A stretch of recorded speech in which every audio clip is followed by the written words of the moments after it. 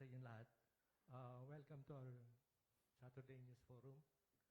Today, we'll have two major issues. One is the impeachment case against Vice President Sara Duterte. We have Representative Isabel Zamora, Vice Chair ng House Committee on Justice, and Attorney Dina Lorenzo Singyan. Is that the correct pronunciation? Singyan. She's a private lawyer na magbibigay sa atin ng orientation tungkol sa private perspective tungkol sa impeachment case against VP Sara. Si Assistant Secretary Arnel de Mesa, i-discuss niya sa atin ang ginagawa ng Agriculture Department to ensure yung food security amid yung current crisis sa langis.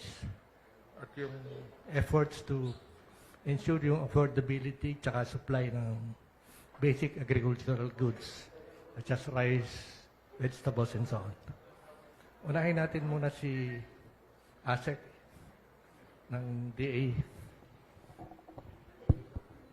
Sige. What can you tell us about yung efforts ng DA to respond to this current crisis brought about by the tensions sa Middle East? Thank you po. Good morning po sa ating lahat. Unang-una, itong krisis na ito may epekto to sa sektor ng agrikultura. Unang-una doon sa tinatawag natin na movement and logistics cost. Nakaka-experience na tayo ngayon, nakikita na natin sa mga pamilihan, yung mga pagtaas ng presyo up to 5 pesos, 2 to 5 pesos because of the logistics cost. Ang malaking issue na kakaharapin ng sektor ay yung ngayon nararamdaman na natin yung pagtaas ng presyo ng agricultural inputs, especially ang fertilizer kasi ito ay fuel at saka ammonia-based na mga fertilizer na ginagamit. Sa ngayon, anihan, so hindi pa natin ito naapektuhan. Pero pagdating ng buwan ng Mayo, ng Hunyo, yan yung ating next cropping season for the upcoming na wet season. So medyo doon niya makakaapekto. Before the war, the price of fertilizer is about 1,500 for both urea at saka complete. Sa ngayon, nasa mga 2.5 hanggang 2.8 na yung namomonitor natin na presyo. Pero yung presyo ng FPA nasa 2,000. Last week yon. At meron din tayo ni-receive na information, yung mga orders na parating ng Mayo, medyo mataas na talaga yung presyo ng fertilizer. Kaya nagpasalamat tayo sa Pangulo. Of course, yung Executive Order 110 under Section 6D, nagsasaad doon ng mga mandato para sa kagawaran. Una rito, yung pag-monitor, pagsiguro na yung mga agricultural inputs ay magiging affordable at yung ating food security talaga ay maayos. Inaatasan din ng DA na maghanap ng sources ng fertilizer kahit saan na nakalagay po doon, wherever source, para masigurado na mayroong gagamitin ng ating mga magsasaka, lalo na nitong susunod nga na taniman. Maalala po natin nung unang naranasan natin yung Ukraine-Russia war, sumipa up to 3,000 pesos ang fertilizer noon at talagang bumaba ang productivity natin. Kasi yung mga farmers natin, pag mataas ang fertilizer, either magbawas yan ng gamit ng fertilizer, which will affect our productivity, or kung i-maintain man nila yung level of usage, sigurado natataas yung gastusin nila. At ang maganda naman, kasama rin ng EO, ay meron na tayong pondo na 10 billion pesos para gamitin doon sa tinatawag natin na Presidential Assistance for Farmers and Fisherfolk. Ang initial computation namin, mga 4.1 million na mga magsasaka at mangingisda yung makikinabang dito. Initially at 2,350 pesos. At natutuwa rin kami, may proposed bill na maglalaan ng additional 2.8 billion pesos sa kagawaran. Inatasan din ng Pangulo, ng ating Pangulo under EO 110, na gamitin na rin ng DA yung Quick Response Fund. Normally, ginagamit yung QRF pag meron lang calamity. So, ito naman, National Energy Emergency. So, we will be tapping yung 1 billion QRF ng DA, pambili ng biofertilizer natin at saka yung iba pang inputs. And of course, yung gusto ko ring sabihin, yung nabanggit sa Senado na projection na worst case scenario na presyo ng baboy at 580 at yung manok ay 349. Mangyayari lamang yon kung prolong yung na matagal na panahon at mataas yung presyo ng ating fuel products at walang gagawin ng gobyerno. So, pwedeng mangyari yun. Pero, at saka yun ay presyo ng local agri-commodities. Ngayon naman, punong-puno yung ating mga cold storages na mga both local at imported na mga karne. So, we are not expecting aabot sa ganun. Plus, ito yung nga yung mga hakbangin ng ating pamahalaan. At yung sa presyo ng bigas, merong pagtaas up to 3 to 5 pesos. Pero pretty stable. Hanggang August, we have supply at inaayos natin lahat yung coordination natin with the LGUs and farmers. Thank you. Asek, ililiwanagin ko lang yung tanong kasi in the era of fake news, yung nabanggit na halaga na worst case scenario, dapat nating liwanagin. Yung binanggit yung presyo ng fertilizer from 1.5 naging 2.4, kung tama ang aking math, 60% increase dun sa presyo ng fertilizer. Pero hindi ibig sabihin, 60% din ang itataas ng agricultural products. Am I right? Tama yun, dahil karamihan naman ng fertilizer ay ibinibigay na libre sa ating mga magsasaka. Of course, ang karamihan ng gumagamit ng fertilizer, yung mga plantation natin, sa saging, sa pinya. Pero siyempre, yung mga malalaki rin natin, ng mga rice and corn farmers, gumagamit din. May epekto pa rin siya, of course, pero yung tulong ng ating pamahalaan, dapat talaga ma-maximize dito sa fertilizer talaga. Yung pong mga imported na bigas, yung, at least yung imported component, ito po ba'y apektado na rin o hindi pa? Ang apekto sa imported na bigas ay sa freight cost at saka sa dollar exchange rate. More than 80% ng bigas natin galing ng Vietnam, of course, galing din ng Cambodia, Myanmar, Laos. May ilang konti galing sa Pakistan, sa India, pero maliit na bahagi lamang yun. Since malapit lang yung pinagkukunan natin ng imported na bigas, hindi ganun kalaki yung epekto. Unless, of course, magtaas pa yung dollar exchange rate. Yung sa freight cost, hindi naman ganun kalaking bahagi ng imported items natin. And since may rice tarification law tayo, may porsyentong pwedeng paglaruan ang gobyerno para malesen ng impact sa mga karaniwang tao. Tama yun dahil itong rice tarification law, nagbibigay ito ng additional resources para sa ating pamahalaan. At ginagamit yan. Yung ating tinatawag na Rice Farmers Financial Assistance, ibinabalik din natin sa mga magsasaka bilang financial assistance para sa kanila. Ngayon po yung panahon ng anihan. Tama po bang sabihin ko ng problema nyo kung saan ilalagay ang aning palay? Doon sa ani ngayon, again, maganda yung expectation natin na harvest for the dry season. At ngayon kasi mahal ang palay. Kumpara nung nakalipas na taniman, nasa 8 hanggang 12 pesos. Ngayon, yung sariwa, nasa 22, 24 pesos. So, ang dry nun, 27 hanggang 25, 27. So, hindi naman problema si NFA. Kasi ang bilihan ni NFA, 23 hanggang 30. Yung mga farmers natin, nabibili agad ng mga local traders natin. So, wala tayong problema sa imbakan dahil sila mismo ang namimili. Ako pala maganda ang ngiti nyo. Para at least para sa palay. Asek, sabi nyo kanina yung productivity pwedeng maapektuhan. Kasi nakikita, base na rin doon sa pag-aaral ng mga eksperto, itong conflict na to would last siguro for 60 to 90 days. Depende pa kung ano ang sitwasyon. Mag-iiba ba ang pananaw ng DA dito sa usapin ng importasyon ng bigas kung maapektuhan yung production? Ang tingin dito ng DA, siyempre kami ang mandato ng DA ay sa kapakanan at proteksyon ng ating mga magsasaka. Pero siyempre, hindi natin pwedeng isang tabi yung ating mga mamimili kasi at the end of the day, sila maapektuhan. So, palagi naman ikinukonsidera ang importasyon para i-tame ang inflation. Kasi aminin natin, mas mura yung bigas, mas mura ang karning baboy, ang karning manok, kaysa dun sa pinoproduce natin. That's why meron tayong importasyon at sa mga ganitong panahon, kailangan gawin ito kasi mas importante na mayroon tayong inventaryo ng mga agricultural commodities. Kasi ang malaking inaasahan natin na issue, ang India, ang number one exporter ng bigas, 40%.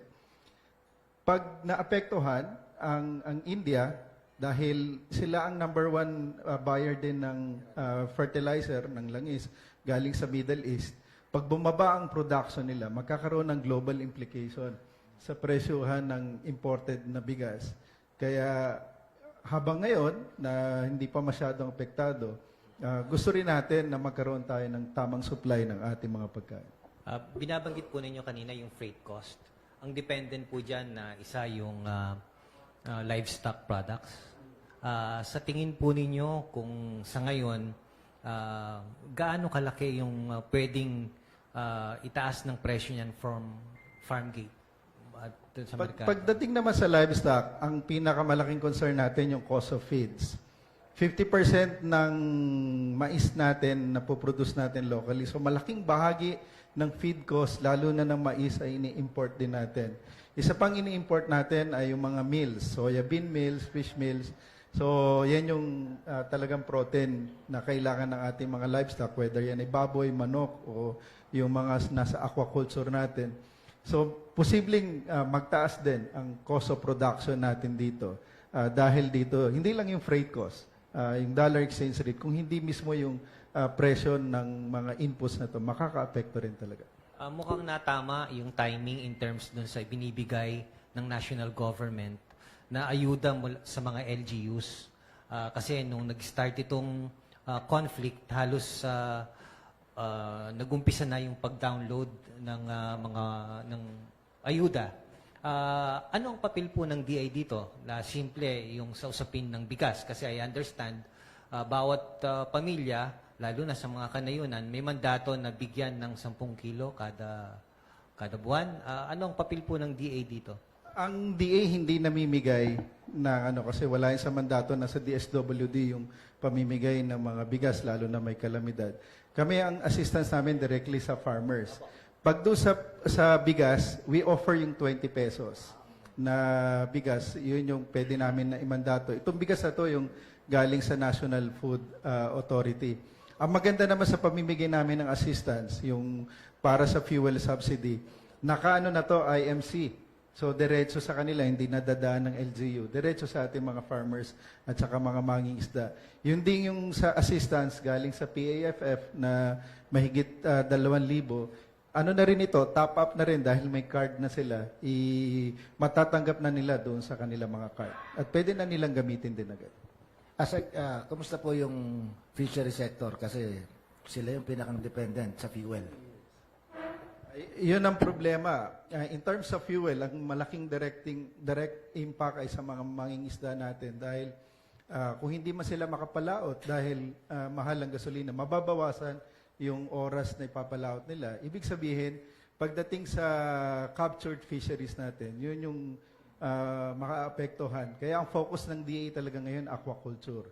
Kasi doon, hindi yun apektado masyado ng pagtaas o pagbaba ng presyo ng fuel natin.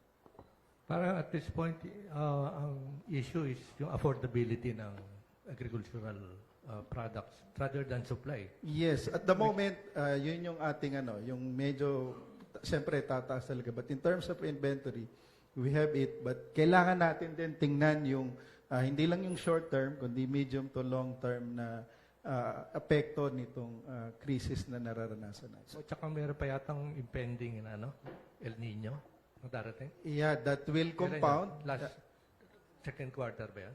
Ang projection ng pag-asa nasa mga ikatlong bahagi, which tatama doon sa crop development. August, September, October, November. Yan yung crop development stage ng palay at mais. So, kung may El Nino, ibig sabihin nun, walang masyadong tubig, lalong mahihirapan yung productivity ng ating mga tanim. So, pagdadasal natin, hindi ganong kalakas kagaya ng 2024 na severe yung El Nino, na talaga malaki ang naging dagok sa sektor. So, ASEC, yung tatlo laging bata yan sa agriculture sector, 3A, availability, affordability, accessibility. Lahat doon check boxes kayo. Yes, correct. Yan talaga yung tututukan. Sige, Siguro, mamaya tayo- mamaya mo na at kasama sa media. Punta muna tayo sa... Let's give a chance to Congresswoman Zamora, Vice Chair ng House Committee on Justice. Alam na natin ang naging first hearing ng Committee on Justice, yung second phase ng process ng impeachment sa House. Siguro pwedeng simula tayo dun sa reaction nyo dun sa petition ng group of lawyers to ask the Supreme Court to declare as unconstitutional yung ginagawang hearing ngayon. Okay po. So, we have several thoughts on the petition filed by Attorney Torion and Company. No? Unang-una po, they filed it as a taxpayer, alleging that it is a taxpayer suit. For us lawyers, hindi po pwedeng taxpayer suit ito dahil hindi naman po involving monies of the government ang kine-question dito po. Second, sa totoo lang po, we expected them to file this petition. Sabi nga natin, it is more than 100 pages long. How can they have come up with the 100 plus pager petition in a few days, right after we had our hearing in the Committee on Justice? So obviously matagal na ho itong pinaghandaan, pero hindi po yun. Ang sinasabi po natin ay last year po nung tayo ay sumabak po sa impeachment, sila po ay nag-question sa Korte Suprema saying that the way that we filed the impeachment and transmitted the articles of impeachment before the Senate was unconstitutional. Dapat daw po hindi dumiretso doon. We bypassed rules. We did not follow the Constitution. We did not follow the rules of the House of Representatives. Ano po ang nangyari doon? Naglabas po ang Korte Suprema ng desisyon back in July saying that we should follow due process, that while that we should follow due process and afford the Vice President her rights under the Constitution, and this will be done by going through the House Committee on Justice. So kaya ngayon, nagtataka kami na kung kailan sumusunod po kami sa desisyon ng Korte Suprema, kung kailan po bawat letra ng House Committee on Justice rules and the rules of impeachment of the House of Representatives, bawat letra po ay sinusunod namin. Kine-question po na naman nila ito. Sumusunod lang naman po kami sa aming tungkulin under the Constitution and as dictated by the Supreme Court in the decision in the Duterte case. Ma'am, nakikita niyo ba na may potential ng constitutional crisis dito? Kapag, again, dahil hindi ako abogado, hindi mo masususpindi. Pwede ko sabihin, pag nag-overstep uli or nag-overreach ang Supreme Court sa kanilang kapangyarihan at pakialaman yung exclusive na karapatan ng legislatura. Well, gaya po last year, no, sabi natin, there was an overreach. With all due respect to the Supreme Court, ako po ay isang abogado. Yun po ang paniwala ng karamihan. Pero naniniwala pa rin ako at hinihintay ko pa rin po ang desisyon ng Korte Suprema na sang-ayon sa Konstitusyon. Ito po, gagawin namin ang tungkulin namin under the Constitution, ang tungkulin namin as representatives, as congressmen, and as members of the House Committee on Justice. And I believe that the Supreme Court will act judiciously and properly dahil sasabihin naman ho nila, di ba, na sumusunod lang kami sa kanilang mga directives in their decision and in fact, in the resolution dated January 2026. I don't think that there will be a constitutional crisis, honestly. So, ma'am, you are so hopeful na Yes. walang constitutional crisis. Yes, I am very hopeful po. Ma'am, babalik ako ng konti. Di ba na may first time din, almost the same composition ng Supreme Court. Ito yung nagko-warrant to sa isang impeachable official. Yes. And Chief Justice at that. Yes, opo. Kayo po ba, malapit naman ng mahal na araw, naniniwala pa rin kayo sa mirakulo? Naniniwala naman po tayo. You know, we will always do our we will always do si attorney na lang po our kaya ang sumagot. duty. We will do our duties under the Constitution, and I know the Supreme Court will also do their duties under the Constitution. Sige, let's ask Kasi bagay, ma'am, private lawyer. sa hulihan naman ng inyong liham sa korte, palaging my prayer.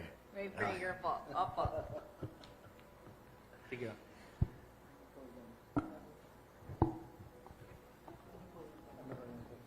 Ano yung tingin nyo from a private perspective doon sa nangyayari sa House at yung reaction ng mga ostensibly private citizens and taxpayers?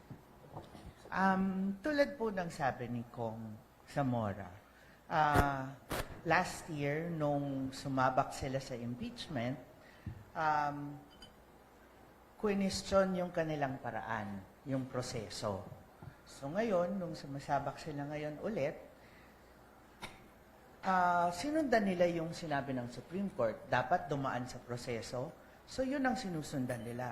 Ang sabi nga ng Constitution, in Article 11, the committee after hearing and by a majority vote of all its members. So, dapat talagang may hearing. Ito yung ginagawa nila ngayon. 'Di ba? Sumusunod lang po sila sa Constitution or their constitutional mandate as well as the rules of the House on impeachment proceedings. Meron ng finding on sufficiency of form. Tama daw yung i-final. Kompleto naman po. Tama din daw po yung may substance po. If taken on its face, yung mga nakasulat doon, mukhang merong kaso. Tapos, dumaan na rin po sila sa sufficiency of grounds. Dapat doon titingnan pareho yung complaint at kung may answer, kung ano yung sagot doon, kung masasapawan ba nung answer yung mga aligasyon sa complaint. Dahil mukhang wala naman pong talagang point-by-point answer doon sa answer at kautelang ni VP. Ngayon po, nandun na po sila sa finding of sufficiency of probable cause. Bilang po sila kung umakyat ito sa Senado, sila po ay, ang mga kongresista po, ang Committee on Justice o kung sino man yung magiging prosecutor, sila po ang haharap sa Senate who will be the judges. Kailangan nilang i-prove na may kaso. So, ngayon pa lang, kailangan din nilang makumbinsi ang sarili nila na may kaso. That's why nandito tayo sa finding of probable cause. Ma'am, noong nakaraang taon, walang hearing. Automatic. Ipinadala, hindi naintindihan yung forthwith. Pinirmahan ng marami. Ngayon, ang sinasabi nila noon, masyado minadali. Hindi kayang basahin sa isang araw yung haba ng pleadings. Ngayon, nung nagkakaroon ng hearing, unconstitutional pala na magsagawa ng hearing. Ma'am, kaming mga hindi abogado, saan po ba kami lulugar? Saan po kami maniniwala? Okay, banggitin ko po. Yung last year na sinabi nila na hindi kayang basahin, sa totoo lang po, binasa ko yun. Alam ko, yung iba kong mga kasama, binasa din po nila ang articles of impeachment or yung complaint. In any case po, ito nga po, iniisa-isa natin ang bawat paragraph of the complaints, we scrutinized 4 impeachment complaints. We are down to 2. At hanggang ngayon, paulit-ulit natin binabasa ang allegations, ang lahat ng provisions, lahat ng paragraphs ng complaint. Nakalagay nga po sa Constitution na kailangan dumaan sa hearing. Yung House rules po, in-adopt natin in accordance with the constitutional requirement also. So yung requirement ng hearing, nandun po. Banggitin ko po sa lahat siguro, no? Yung rules natin sa House, gaya po ng sabi ni attorney, nakalagay po doon na kailangan duman sa hearing para po mahanap o matukoy natin yung probable cause nga.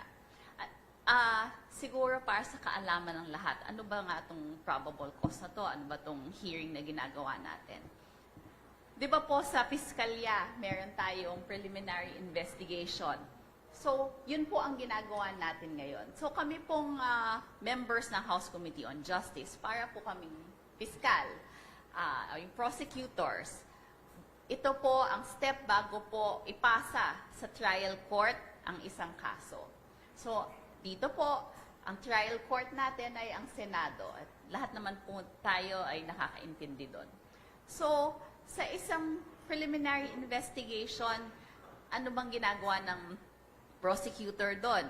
Tumatanggap siya ng complaint, ng answer, ng ebidensya, and the prosecutor can propound clarificatory questions. Yun po ang ginagawa namin or gagawin namin in the next hearings kapag dumating na ang mga witness o yung respondent, the complainant. Yun po ang gagawin natin. Clarificatory questions as prosecutor or as prosecutors or as the fiscals.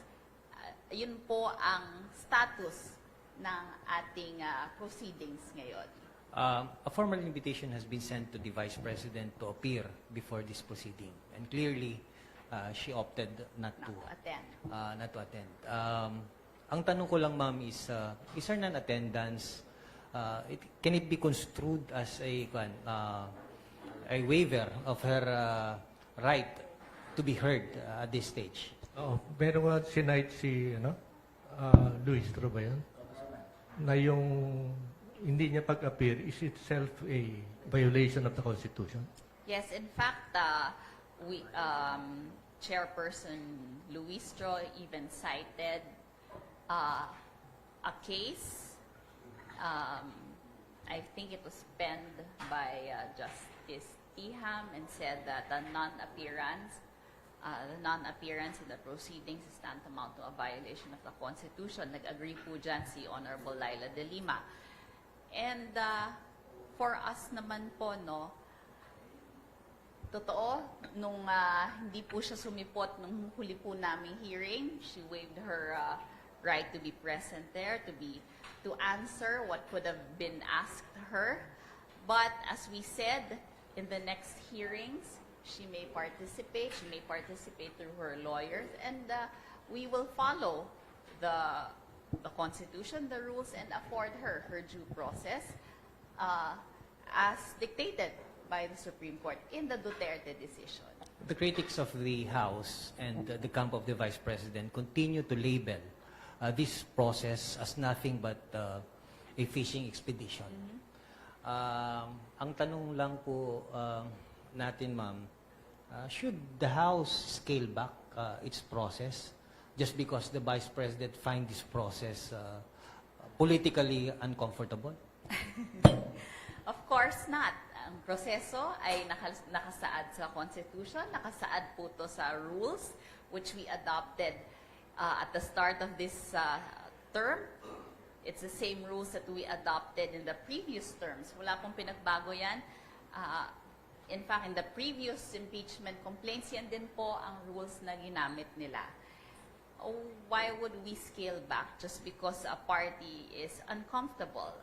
That would be irresponsible on our part. Well, kaya nga siya may abogado.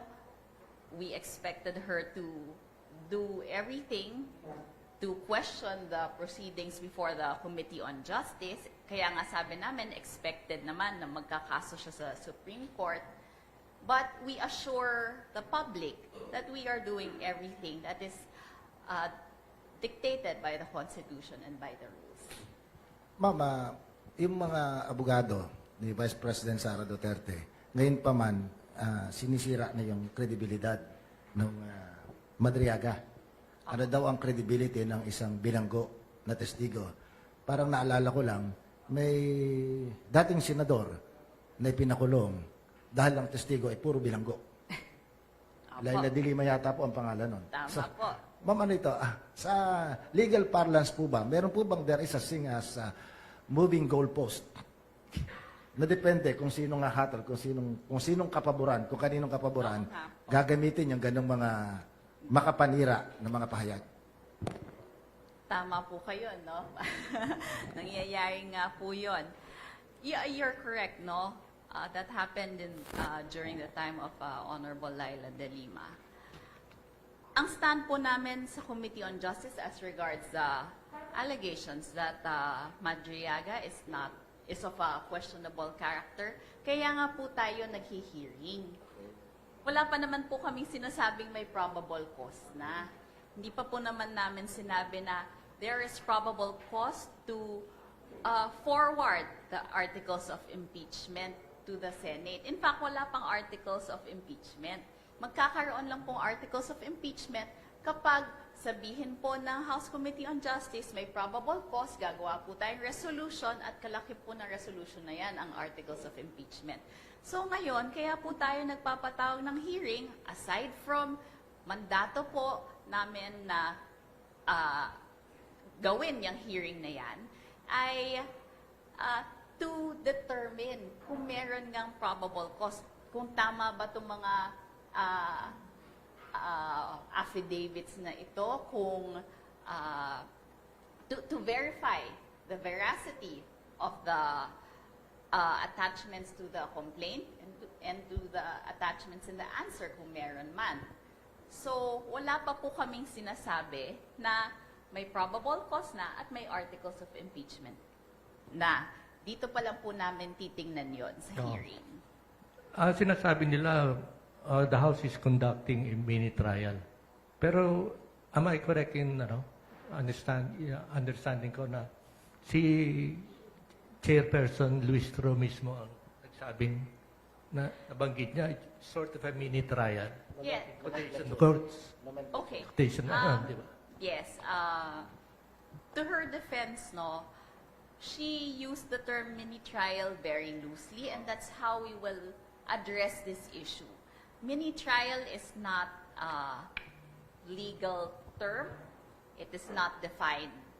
And although it is defined in the Alternative Dispute Resolution Act, and the definition in that act po, sinasabi lang na, in fact, hindi siya trial. It's like a meeting of the parties and there is some sort of a mediator. In short, hindi pa rin po siya trial.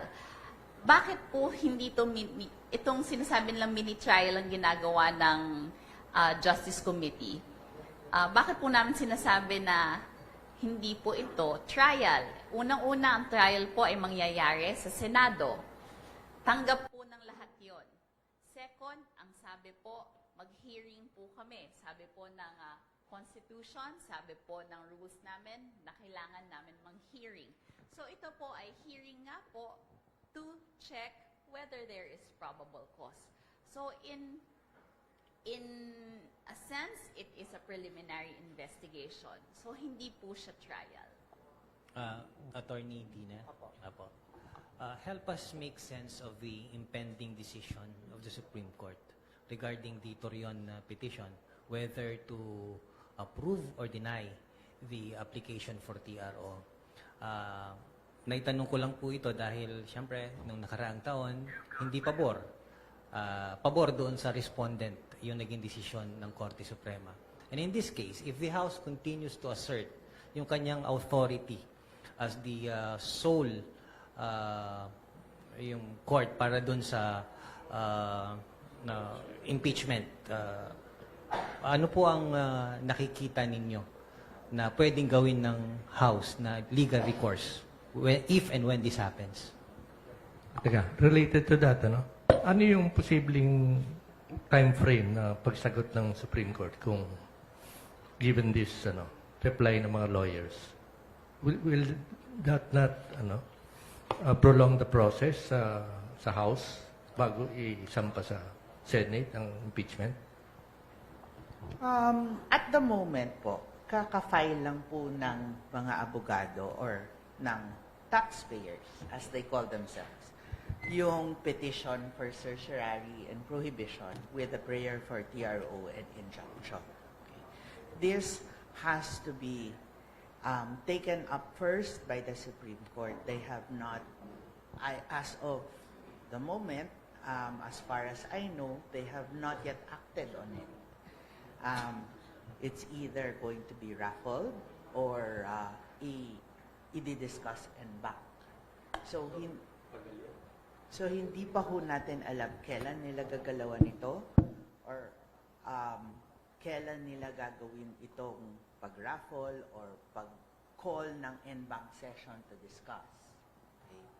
So we cannot preempt what the Supreme Court will do. Now, as to the House, I believe na they should just go on with what is mandated by the Constitution, which is hearing this matter on probable cause. Tulad po ng sabi earlier,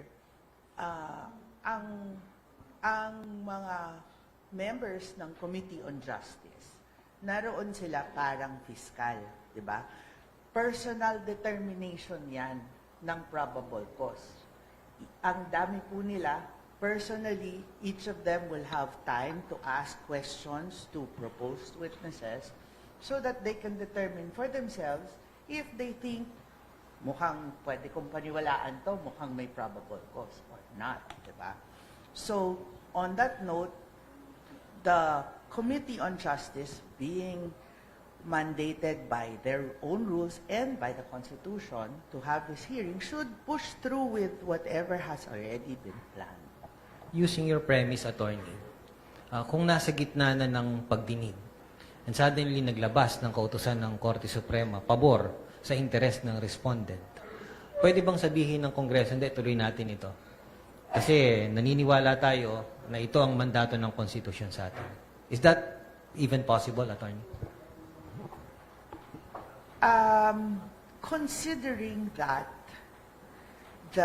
they are co-equal branches, personally, I believe they can if they choose to. However, it really will depend on what the decision or what the order of the Supreme Court will be at that time. Yun po yung kailangan nilang i-take up as a committee and then decide how to move forward. Ito yung actual na sinabi ni Attorney Torion. It allowed yung House hearing. It allowed the third and fourth impeachment complaints to survive despite defects in form and substance, and then attempted to cure those defects through a subpoena-driven evidentiary process. Ibig sabihin, yung ginagawa ng House, yung require ng bank accounts na tapos yung iba pang requirements ng Sigat, dagdag ko na rin sa tanong ni Kuya Butch. Yun ho bang exemption doon sa bank secrecy law na binabanggit sa impeachment trial, ano ho bang kapulungan ng tinutukoy doon na may exemption? Yung Senado bilang court sa impeachment o yung House of Representatives na siyang magsasampa ng kaso? Actually, hindi po malinaw yon. So, dahil nakalagay naman po impeachment proceedings, ang nangyayari naman po sa House of Representatives ay impeachment proceedings. And I believe that we are covered or we fall under the exception to the bank secrecy law. In any case po, siguro to answer the statement niyo po, sir, kanina when you read the article, no? Siyempre, sasabihin po ng abogado ng respondent na magkakaso sila dahil questionable ang proseso sa Committee on Justice dahil defective daw ang declare namin na it is sufficient in form and that they are sufficient in substance. Siyempre, sasabihin po nila yon dahil sila ang abogado ng respondent, di ba po? But as everyone saw, inisa-isa po namin, again, ang mga provisions, ang mga paragraphs ng bawat complaint. Yung dalawang complaint po, we declare them to be sufficient in form dahil nakita natin that there is a verification, there is an endorsement, nandun yung mga pangalan ng partido, kompleto po at may listahan po tayo niyan. Sufficiency in substance, sabi natin, meron po. Dahil ang kailangan lang naman po doon is a recital of facts that will show the impeachable offenses. Meron po tayong listahan ng impeachable offenses. Nakita po natin ang recital of facts or yung ultimate facts. Meaning po, ano ba po yung ginawa mismo ng respondent? Nakalagay ba yon dun sa complaint? Hindi po natin hinahanap dito ang tinatawag ng mga abogado na evidentiary facts, which are the facts that would, in short, yung ebidensya po mismo, no? Hindi pa po yun. Ang kailangan lang na nakalagay sa complaint ay yung specific act na ginawa po ng respondent sa isang impeachment complaint. At nakita natin na nakalagay naman po yun. Kaya natin dineclare na sufficient in substance. Kaya po, napanood naman po ng lahat ang proseso ng Committee on Justice. So we believe that we followed the requirements of our rules and the Constitution step by step. Yung salin siya, parang meron ng kopya ang House. Di ba sabi ni Atty. Redon, nakita niya na yung mga salin eh. And 50 million ang hindi nagtutugma dun sa legal compensation niya since the time na mayor siya. Correct po. Nung may isang hearing po noon na may finlash po si Congressman Redon sa screen. So hindi kailangang, halimbawa, mag-appear yung si Ombudsman and certify yung validity ng mga evidence? Well, since we sent a subpoena to the Ombudsman and we requested for some documents, I believe that they will comply. Opo. AMLAC po, hindi pa po. Ma'am, alam naman po natin na yung impeachment is both legal and political. And between the two of you, ma'am, you're in a better position to answer yung political side ng issue na ito. Meaning sa inyong mga kasamahan sa Kongreso, ganun pa ba kainit ang pagsuporta nila sa inisyatibang ito? Considering na nitong mga nagdaang araw, meron kayong mga kasamahan na parang dili-dali dun sa pagsuporta. Ano ang damdamin sa kasalukuyan ng inyong mga kasamahan? Tama po. I admit that some may be dilly-dallied. I admit that some congressmen have questions compared to last year. Well, of course, dahil paparating na nga po ang next elections, no? Kaya, again, and we admit nga po na this is a political process. But as we go along, I believe that our colleagues are seeing the cause that the members of the Committee on Justice are fighting for, ika nga. Paminsan po may nagtatanong sa atin kung may ebidensya ba, may point ba to, may kaso ba. And I said, like before, sabi ko pareho naman po yung kaso eh. Like before, and in fact, there are more pieces of evidence now kasi may nadagdag. May nadagdag na attachments po dun sa complaint. So, we saw the impeachable offenses last year. They are similar to the impeachable offenses mentioned this year. And like I assured my colleagues, meron pong kaso. So, You ma'am, expect ba na darating si Madriaga doon sa House hearing? Meron ng subpoena si Madriaga. Opo. So you expect him to come to the hearing? Yes po. In fact, Congressman Chel Diokno moved for additional protection for Mr. Madriaga. So kaya ang we will sinasabi report ng lawyers na this is a trial. Hindi lang hearing for di ba? Well, under our rules nga po, it is a hearing, but it is also stated under our rules that we can ask questions. There are examination questions that we may propound as members of the House Committee on Justice. Again, it is a hearing for determining probable cause. And like in a preliminary investigation before a prosecutor, before a fiscal, the fiscal can ask clarificatory questions to the witnesses or to the complainant and the respondent. So, ganun din po ang ginagawa natin. ma'am, sa political side, umaasa po ba kayong mapupuno ng required numbers ng signature yung impeachment na yan? Yes po, umaasa po kami and I believe that we have the numbers. Para 100 plus lang, pwede na, no? Yes, we need one third or around 106 if I'm not mistaken, and I believe we have the numbers, sir. Siguro tanong ko si attorney. Minus, si... Attorney, yung SALN, di ba ito yung pinakamapanganib na papel sa mga nasa gobyerno? Nakadalawang Chief Justice tayo dyan sa issue ng SALN. Palagay nyo, hindi dapat ipagsawalang bahala ng pangalawang Pangulo yung SALN na hawak na ngayon ng House of Representatives? Actually, personally, I've never filled up a salary myself. And so, Kaya po kayo ang tinanong ko, hindi yung dalawang nagka-file ng SALN.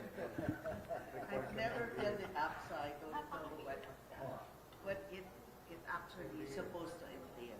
But I believe that if it's required by the government, then there is a reason for it, and you should answer it honestly. Now, if she had,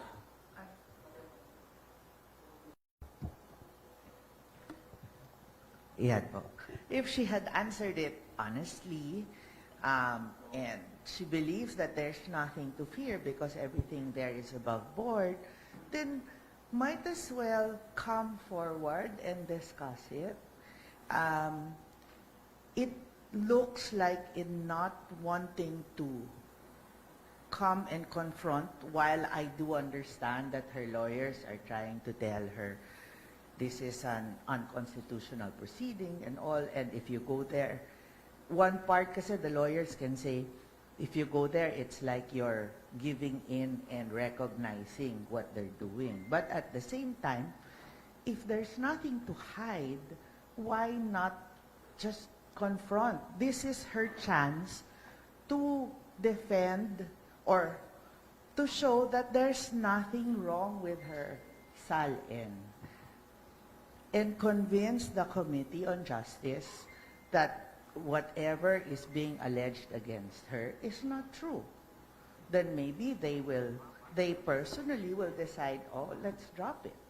Diba? Ma'am, as a private lawyer, pwede niyo bang sabihin na dapat magpalit ng set of lawyers yung kampo nila? Kasi parang yung jurisdictional question, narinig na rin natin sa dahig eh.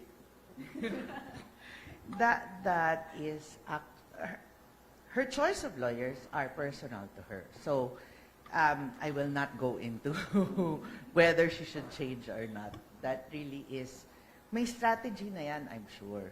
Matagal na nilang na-lay out yung strategy na yan. Diba? Sinabi nung Dean FEU College of Law ba yan? Dean Mel. Dean Mel, Dean Mel Santa. na part ng strategy nila yan na yung downplay yung findings ng hearing dahil ang test is yun sa Senate na where they feel they have the numbers to dismiss yung impeachment. Whatever her strategy is for her and her lawyers. Now, if that is what they want to do, they want to downplay the proceedings in the House of Representatives, that's on them. That's really their decision, and we respect that. If they want to fight it out in the Senate, that really is also, again, their decision. What I'm saying personally is, if you can nip it in the bud here in the House, why not try to? Diba? If you have evidence that will, kung may ebidensya ka pwedeng isupalpal doon sa mga, kung ano man ang nasa House ngayon, bakit di mo na ilabas? Baka sakaling mag-decide sila na hindi na rin ituloy. Ma'am, educate us. Decided na ba kung anong meaning ng forthwith? Hindi pa ho yata eh. I understand it's supposed to be immediately. So, may possibility na kung magpapalit ng liderato ang Senado, forthwith. Problema na naman yung forthwith. Pwede po. Depende yan po sa Senate as well. The House and the Senate. Ma'am, kung ito ay tunggalian ng naratiba at ang premyo ay kung paano ikakapture yung damdamin ng mga mamamayan, tama ba yung estratehiya na tumakbo sila sa Korte Suprema para makahanap ng kakampi to some extent?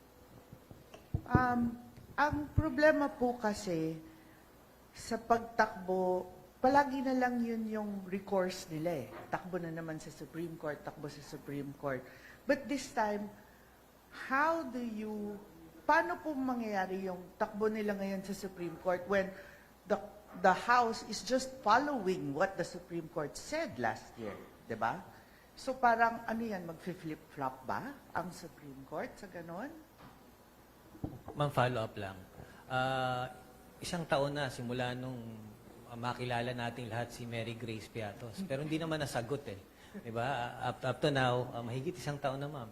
Hindi pa nagkaroon ng kasagutan. Pero itong mga ping-pong na ito tungkol sa usapin ng impeachment, ano ang pakahulugan nito kung ang pag-uusapan natin na itong proseso ay dapat sana isang mekanismo para papanagutin yung matataas na halal na opisyal ng pamahalaan na di umano ay nagkasala sa bayan? Anong pakahulugan nito dun sa mekanismo, ma'am?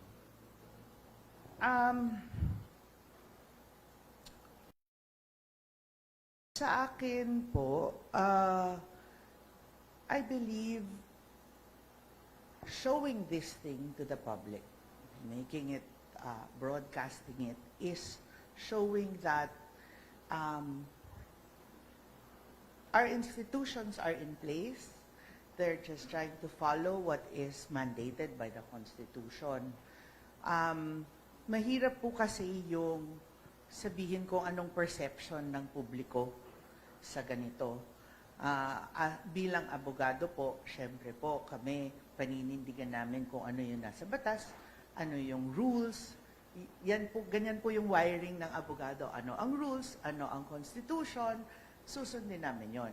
Pero iba rin po, I understand, what happens is it's different also yung acceptance or perception ng public, ng publiko sa ganito.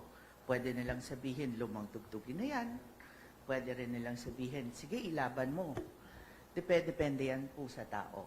But I think what this ping pong has shown is that there are still people who want to fight for what is right, what is true. Ma'am, alam ng publiko yung composition ng Senado. Kahit nakapikit yan, kayang i-predict ang iboboto at least nung 7 o nung 8. I'm not saying 9. 7 o 8, halos alam na yan. Ma'am, ilan po ba sa mga justices ng Supreme Court ang natitirang appointee pa ng dating Pangulong si Duterte? I think most of them are appointees of the previous president. Mamagay, tinitin ako mukha namang nakaipon na kayo. Pejoratively, may kasabihan na a good lawyer knows the law. The best lawyer knows the judge. May lakas po kayo ng loob na sumagot dun sa indirect questions na yun. O, pass na lang po muna. Pass. Sige. Tanong natin mga kasama sa media.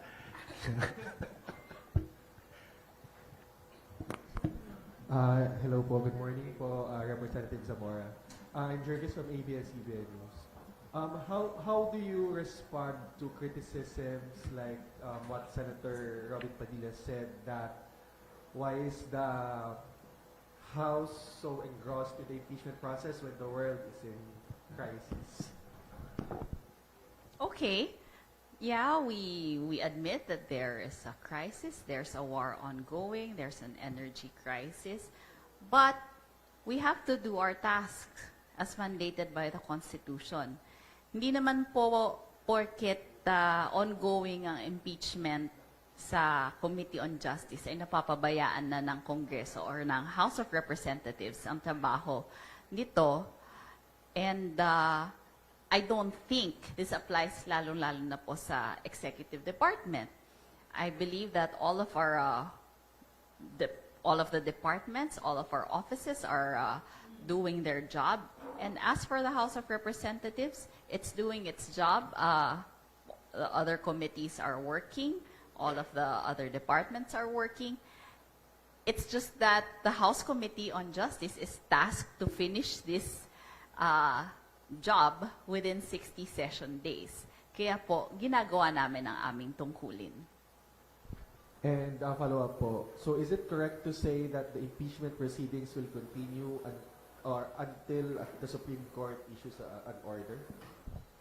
Well, yes, we will continue with our proceedings. In fact, recess nga po ngayon ng Kongreso, pero tuloy pa rin po ang Committee on Justice sa aming mga hearings.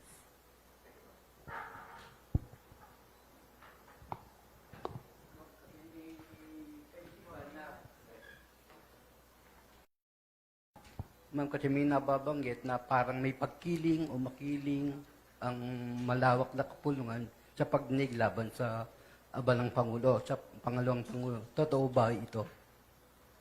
Pagkiling, bias. Wala naman pong bias against the Vice President.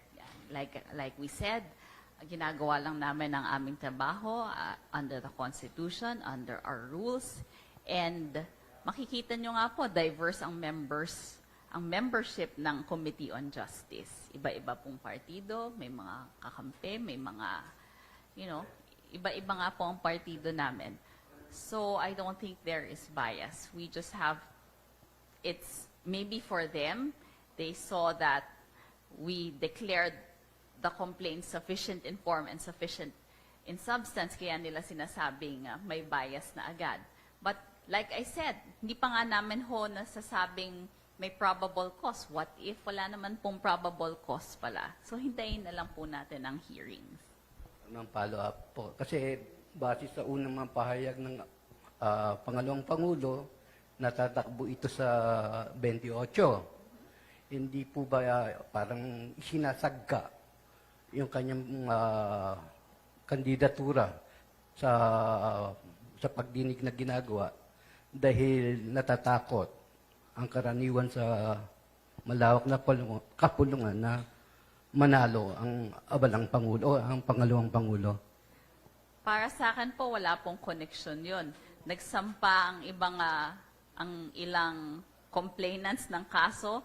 Nagkaroon po kami ng trabaho sa Committee on Justice at kailangan po namin tapusin ang aming tungkulin. Panghuli na lang po, dapat na bang ibato sa Senado yung usapin ng pagpapasipa sa abalang Pangulo given na humahakbang ng 2 o 3 beses ang kanyang kampo? Well, hindi pa nga po tapos ang proceedings natin. Kailangan po natin sundin ang rules natin, ang constitution na nagmamandato sa atin na magkaroon ng hearing. So, kailangan po natin tapusin muna ang hearing. In fact, sa Constitution po mismo, nakalagay doon, after hearing, gagawa po tayo ng resolution na ipo-forward po sa plenaryo. So, hindi pa po tayo umaabot doon bago po natin pwedeng ipasa na ito sa Senado. Meron kayong idea kung gaano katagal yung hearing sa House? Yes, halimbawa. Or at the most? From the time of the initiation or referral to the Committee on Justice, it's 60 session days. So our estimate is, if I'm not mistaken, mga end of May. Ma'am, follow up lang po kanina. You said na wala na namang bias ang Justice Committee against the Vice President. But earlier you said that you're confident that you have the numbers already. So can you please expound on that? Does that mean that parang na-determine naman na you will be voting, you will be forwarding the impeachment to the Senate? What do you mean when you say na you have the numbers? Okay, because people or the congressmen have read the complaints. And, well, they believe that that we are correct in declaring it to be sufficient in form, sufficient in substance, and that the affidavits or the annexes to the complaints are sufficient to show that there is probable cause. Of course, like we said, we will still have to go through the Committee on Justice hearing to declare probable cause. So, ayun po. Ang tanong po kanina, if we have the numbers. In fact, like I said earlier, no, I admit that there are qualms, that there are concerns by some of the congressmen, or maybe a lot of them, and I will admit to you that the numbers are not as much as the numbers last year. But people still believe in the charges. So, yun po. Good afternoon. Sa dalawang babae po, tatanong ako, no? Philip Lustro, columnist. Matanong ko kayo, should, hypothetical, pero kailangan harapin natin dahil possibility to, no? Should the Supreme Court issue a TRO, is it possible for the committee to send the complaint to the plenary for decision, and ultimately the plenary, the House, issues the articles of impeachment? Dali ng diretso. Actually, yun ang kinakatakutan naman talaga ng kampo ni Sara. Magkaroon ng yung tinatawagan ng mini trial doon sa committee. Dahil doon pa lang matatali na kamay ng Senado, maglalabasan na yung mga ebidensya. I wrote that in my previous column. Matatalian sila sa kamay. Haharangin nila yan. Just to extend further, kasi it will be my topic this coming Monday. Ako po, personally, I don't want to preempt what the Supreme Court will do, especially since abogado po ako at ayoko pong pangunahan ng Supreme Court. I agree, sir. Pareho po kaming abogado. We respect the Supreme Court and give high reverence to them.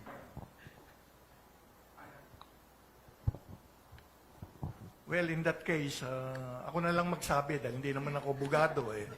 Ayahan nyo na, kung sino man magalit dyan, di sabihin. Okay. Ma'am, si attorney, yung unang impeachment complaint last year, hindi raw sumunod sa due process. Kasi pinadala agad sa Senado, dumiretso. Ngayon, kino-question naman yung mini trial na nagaganap. Kung noong nakaraan, due process ay wala. Ngayon naman, ang inireklamo nila is overdue process. Ma'am, can you react on that, si attorney? Yun nga po doon nga po kami nagtataka. Last year, masyado raw mabilis. Ngayon na dinadahan-dahan and to the letter ang pagsunod sa rules. Ngayon, ka-questionin din nila, parang saan nyo ho ba gusto lumugar ang House Committee? Di ba po? Ma'am, Attorney Dina, sa pagtataya po ninyo dun sa mga ebidensya na ipinresenta sa Kamara sa mga sandaling ito, siguro hindi man kayo privy kasi hindi naman kayo bahagi ng Kamara, kundi bilang isang private lawyer, gusto lang po naming malaman, pumasa ba sa threshold ng impeachment yung mga ebidensyang ito to warrant yung pagpapatuloy ng kaso? Ang pagkaintindi ko po, sufficient, there is already a finding of sufficiency in form and substance. Kung base sa, may kwento ba with specifics kung ano yung ginawa po ni DP. At pagkaintindi ko rin po, may mga ebidensyang mga naka-attach. They're doing the probable cause hearings now para nga ma-determine totoo ba tong mga naka-attach na to, tama ba? Diba? Pagbigyan natin ng House Committee on Justice to do that para meron silang personal determination of whether they believe there is probable cause or not. Ang sabi ng mga lawyers, may defects in form and substance. Hindi naman in-specify kung ano yung defects in form and substance. Well, mahaba po yata itong petition. It's as according to Kong Bell, it is over 100 pages. I think In 2 days lang. 180. 2 days. Something. Baka AI generated yung complaint. Hindi naman po sana.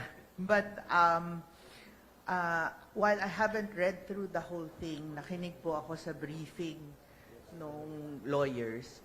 And, well, ano po yung mga mali daw po yung form kasi 2 beses si Kong De Lima, si Honorable De Lima na nag-endorso ng complaint, yung second and yung third. Yun yung question nila.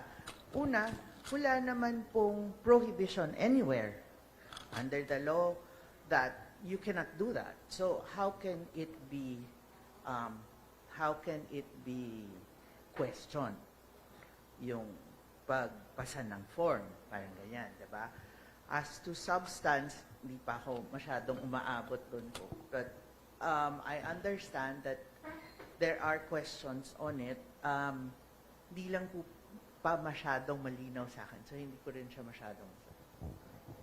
May question dito para kay Asek Arnel. Kanina nabanggit yung agree muna, shoot tayo. Merong nakita ang pag-asa na 60% chance ng may mamumuong El Nino. So, coming from El Nino, worse with SE, not ST. Worse El Nino ng 2024. May mga katanungan, yung bang paghahandang ginawa ninyo noong 2024 ay applicable pa rin sa pwedeng gawin ninyo sa impending El Nino 2026? Yeah, pag sinabi kasing El Nino, it's related to water management. So maganda ngayon, marami na tayong napagawa na mga solar-powered irrigation projects. Maganda yung solar-powered irrigation kasi ina-address nun 2 bagay. Una, alternative water source na small scale na madaling mamanage ang farmer. Pangalawa, panlaban din sa mahal na presyo ng gasolina kasi libre to hindi ka na gumagamit ng diesel run pump and engine. So, naka-ready tayo ngayon. Pero of course, depende kung gaano ka-severe yung magiging pronouncement ng pag-asa dito sa El Nino, similar to what happened in 2024. Plus, sasabayan mo pa nga nitong problema sa krisis sa enerhiya. So, medyo magkakos ng talagang damage talaga sa sector.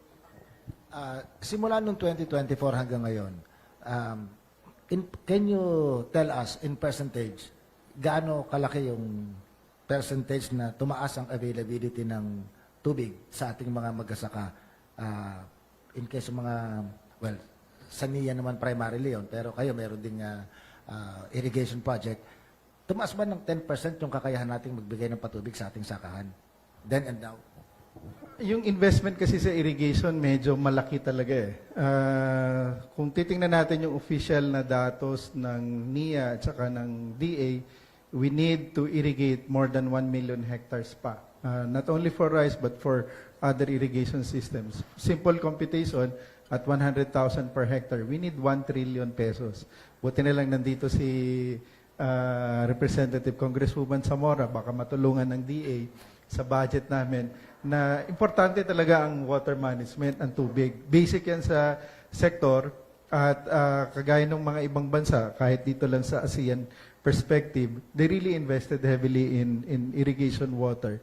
At yun yung kailangan natin to really sustain yung ating hybrid, yung ating inbred. At ngayon, hindi na lang yung irrigation namin for rice kasi for the longest time, pag sinabi mong irrigation, palay. O ano. Ngayon, importante yung irrigation sa coffee, sa sugarcane, sa coconut, and so many other commodities kung gusto talaga natin maging competitive ang sector. So, isa yan sa dapat tutukan din. Yung pong binabagit yung solar irrigation, hindi ko alam kung napagplanuhan niyo yan kasi pag El Nino, tagtuyot, may araw. Pag may araw, may power yung solar batteries nyo. Ang tanong ko po sa inyo, dumadating ba sa punto na tagtuyot na walang nasisipsip na tubig galing sa ilalim ng lupa? O hindi tayo dumating sa ganung punto ng pagkatuyot? Ako magiging technical kasi agricultural engineer ako. Depende dun sa aquifer na nakatusok yung tubo natin. Meron kasing iba-ibang klase ng aquifer. So meron yung mga maliliit, merong malalaki, depende sa recharge. Kaya importante, bago mag-drill, magkaroon ng georesistivity test para makita gaano kakapal yung groundwater na kapal at saan dapat ilagay sipsipin. So, ngayon kasi may mga technology na tayo to do this. Nung una kasi talagang ginagamit yung kahoy kung nasaan yung tubig. Kung saan magganon. So, wala na yun. We're doing it innovatively, technologically speaking, para masigurado natin na sustainable yung tubig. Pero generally speaking, yung mga lalim ng hukay, mga 120 feet, hindi naman natutuyuan yan po, kahit nung nakalipas na mga El Nino days. Again, that depends on yung sa recharge ng, kunwari, kagaya sa Mindoro, kasi napuntahan namin yan madalas. Maganda kasi yung recharge kasi may bundok doon nanggagaling. Yung, ang tawag dyan is piezometric water level. So mataas yun, kahit magtusok ka, pag minsan, hindi mo na kailangan ng pump, lalabas talaga yung tubig. Yung iba naman, yung piezometric water level, malalim, hanggang 300 feet. So kailangan mo na mas malakas na pump and engine to draw yung water. It really depends. Kaya kailangan talaga ng tinatawag natin na pag-aaral kung nasaan yung tubig. So itong Calabarzon area, now ngayon ko lang na-realize, kaya pala ang term ng Tagalog dyan, ibukal. Bumubukal yung tubig. Sa ibang lugar, balon. Kasi hinahakot yung tubig pataas. Okay. So may mga lugar sa atin na kahit panahon ng El Nino, sagana pa rin sa tubig. That's correct. May mga lugar naman na kahit anong pilit mo dahil malalim, hindi mo talaga makita yung tubig.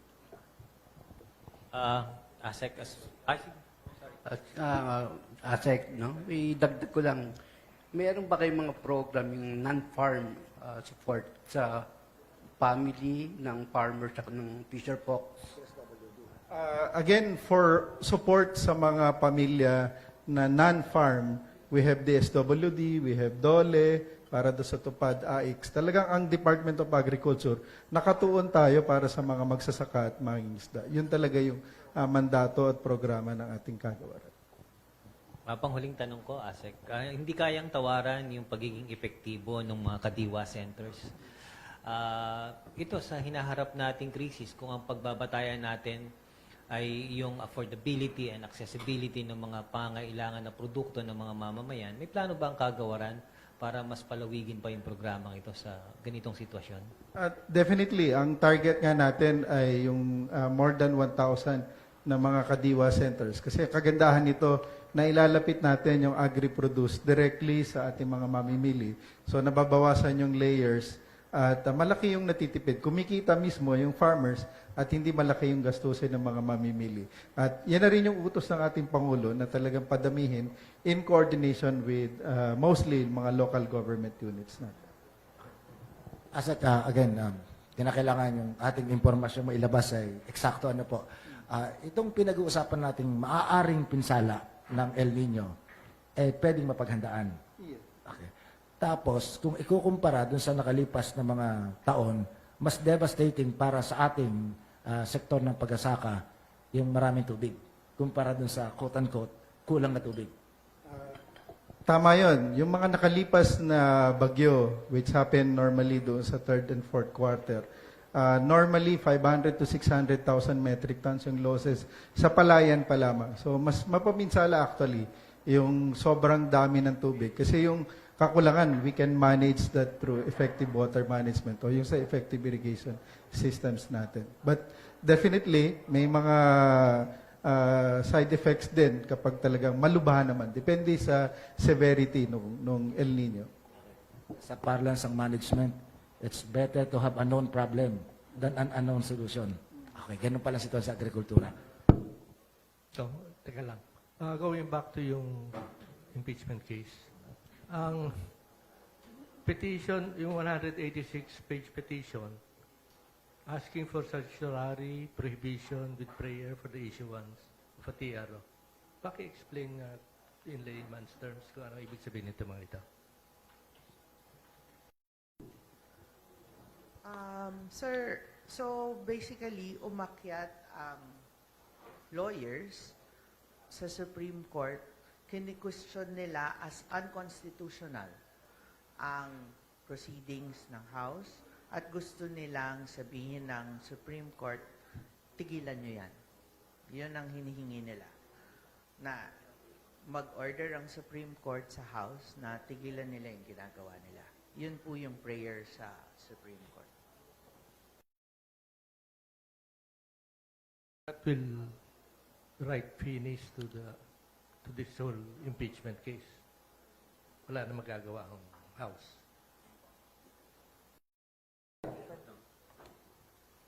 Yun po yung gusto nila. Hindi po natin alam kung anong magiging aksyon ng Supreme Court. Yun pa lang po yung prayer nila based on their petition. Ma'am, again, kanina pag-usapan na ng konti ito. So, totally dependent ba ang magiging outcome nito sa decision or non-decision ng Supreme Court? Yung outcome po ng impeachment.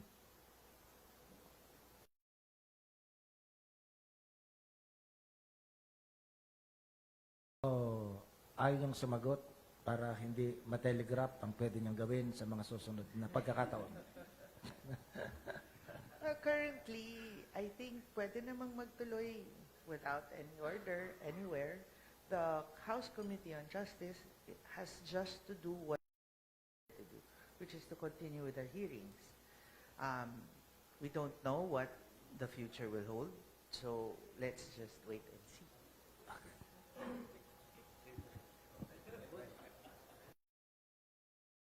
Wala na, tanong from media. Sige, kung gano'n, let's thank our resource persons for today.